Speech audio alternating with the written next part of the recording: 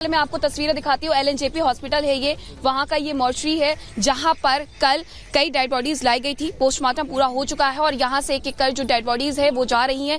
लोग अपने परिजनों को लेकर के जा रहे हैं। जो परिजन है वो यहाँ पर डेड बॉडीज रिसीव करने के लिए पहुंचे हुए थे। पोस्टमार्टम पूरा हो चुका है, जिसके बाद अब यहाँ से जो जाने का सिलसिला है वो शुरू हो चुका है।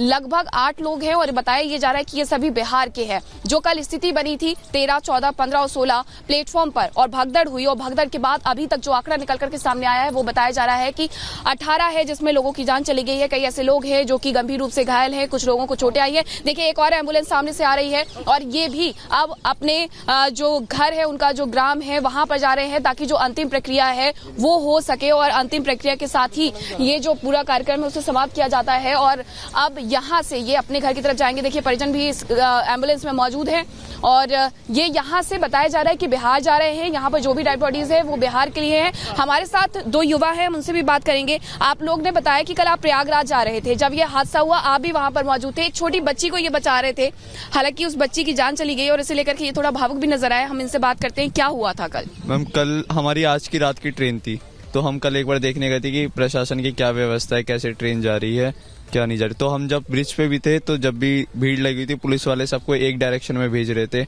और जिससे कि फिर हम नीचे आ गए। तो उस टाइम तक सब ठीक था, नॉर्मल था। फिर हम जब नीचे आए हमने ट्रेन देखा जाने वाली थी, तो जब हम एक 14 नंबर 15 नंबर प्लेटफॉर्म के आगे गए थोड़ा, तो वहाँ पे लोग गिर रहे थे। यहाँ तक कि रेलवे का खुद का स्टाफ वहाँ उल्टियाँ कर रहा था, गिर रहे थे लोग, बेहोश हो रहे थे लोग, सीढ़ियों पे से लोगों को खींच कर लेके आ रहे थे। तो हमने वहाँ देखा एक बिहार का रहने वाला था, मांझी करके उन्होंने अपना नाम बताया।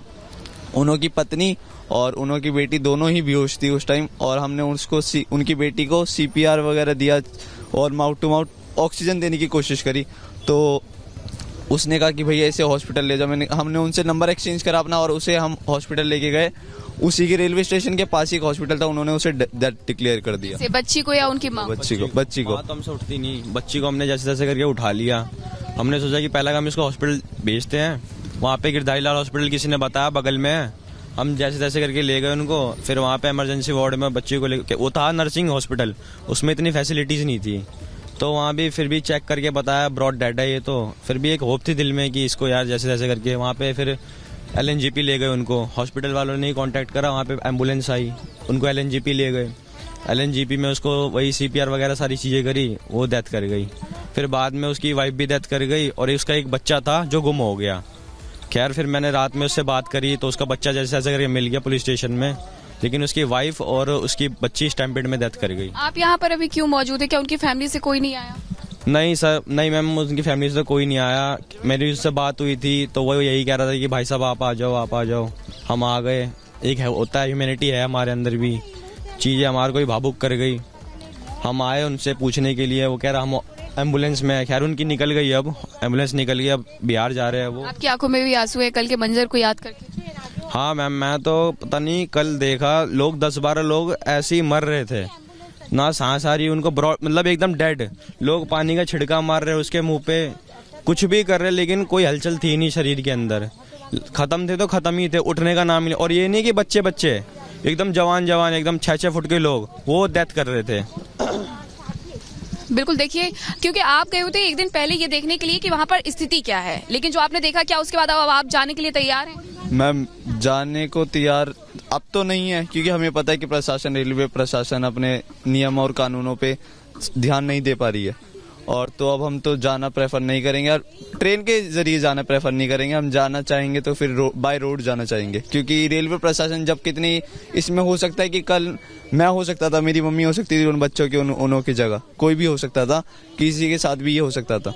देखो देखिए, भरोसा टूटता है जब आप नई दिल्ली रेलवे स्टेशन पर खड़े हो, जो कि अत्याधुनिक सुविधाओं के लिए जाना जाता है, जिसे हम डेवलप करने की बात करते हैं। और जब ऐसे में वहां पर हादसे होते हैं तो युवाओं के और लोगों के वहां पर भरोसा टूट जाना एक सीधी सी बात है। अभी देखिए, अभी भी जो हलचल है वो मॉर्चरी के अंदर इसी तरीके से नजर आ रही है। हालांकि सुरक्षा व्यवस्था है उसका कड़ा पहरा है ताकि कोई भी अंदर न जा पाए। जो परिजन है सिर्फ उन्हें अंदर आने दिया गया है और ये परिजन धीरे धीरे करके एम्बुलेंस के माध्यम से अपने जो प्रियजन रहे हैं, उनके जो मृत शरीर है उन्हें लेकर के जा रहे हैं। आप समझ सकते हैं कि देखिए लोग आते हैं यहाँ पर काम करने के लिए, बहुत सारे लोग दिल्ली में आकर के अपना काम करते हैं और यहीं से दिल्ली के माध्यम से, दिल्ली से ट्रेन लेकर के वो चाहते थे कि वो प्रयागराज की तरफ जाए, महाकुंभ में जाए, महाकुंभ में जाकर के स्नान करें। लेकिन अब उन्हें दिल्ली से ही जाना पड़ रहा है अपने घर की तरफ, यानी कि बिहार की तरफ, क्योंकि यहाँ जो डेड बॉडीज आई हैं बताया ये जा रहा है कि वो अब यहाँ से बिहार जा रही हैं। हमारी सहयोगी काजल अश्विनी वैष्णव के निवास पर मौजूद है, उनका रुख करेंगे। काजल, तो हम गए तो वहाँ पे तो उस टाइम तो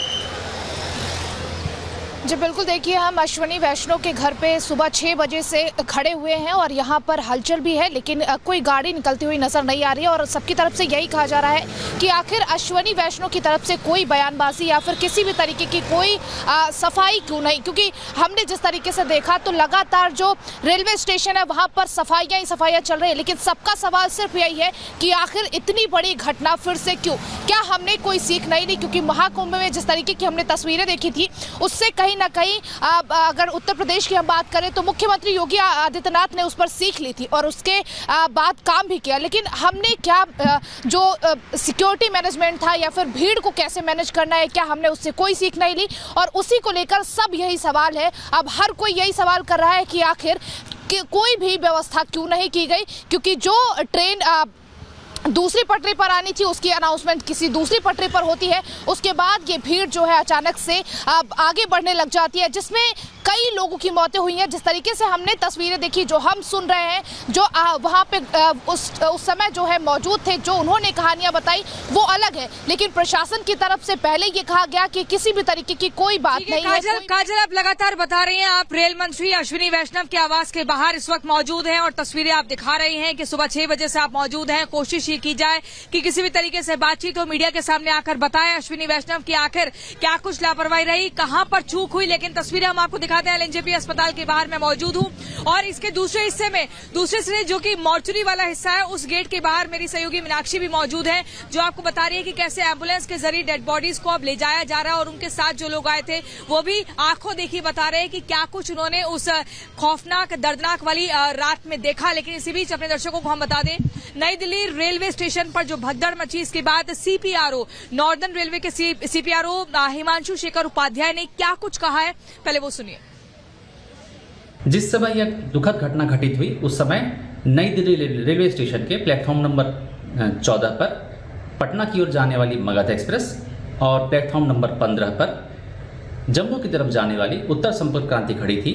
इस दौरान फुट ओवर ब्रिज से 14 नंबर और 15 नंबर प्लेटफॉर्म की तरफ आने वाली सीढ़ियों पर पैसेंजर के फिसल कर गिरने से उनके पीछे के कई यात्री इसकी चपेट में आ गए और यह दुखद घटना घटित हुई। इस हादसे की उच्च स्तरीय कमेटी द्वारा जांच की जा रही है। और बिल्कुल जो सीपीआरओ अपनी तरीके से बता रहे हैं और सबसे बड़ी बात जो जानकारियां दी जा रही है, हम ये कह रहे हैं कि बहुत कुछ छुपाया जा रहा है।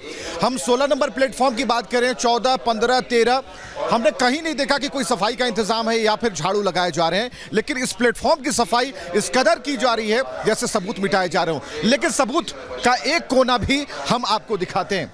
हम जरा चलते हैं, जब चारों तरफ सफाई की जा रही थी तो शायद उनकी नजरों से कुछ बच गया, और बचा क्या ये हम